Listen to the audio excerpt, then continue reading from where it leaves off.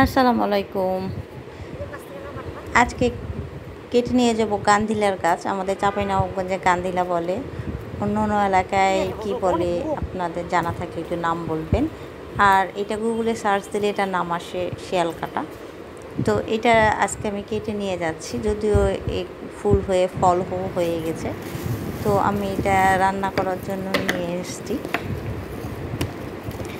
প্রচুর পরিমাণে কাটাগুলো ছড়ায় এবং গাছগুলো অনেকটা বুড়ো হয়ে গেছে।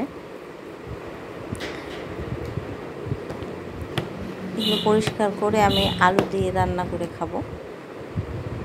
তো এটার অনেক উপকারিতা আছে। এটা মোটামুটি ঔষধি গাছ। এই গাছটা দিয়ে আপনার চোখের অসুখও ভালো হয়।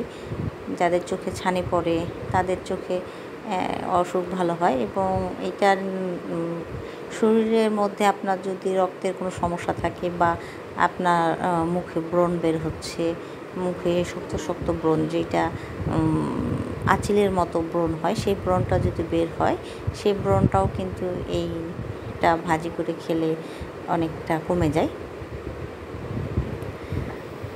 তো নর্মালি এটা ভাজি করব আমি আলু ভাজির মতো করে, আলু একটু সাথে দিব। যেহেতু অনেকগুলো নিয়ে এসেছিলাম, কিন্তু শক্ত হওয়ার কারণে অনেকগুলো নিতে পারিনি, শুধু মাথার ডোগাগুলো নরমগুলোই নিয়েছি।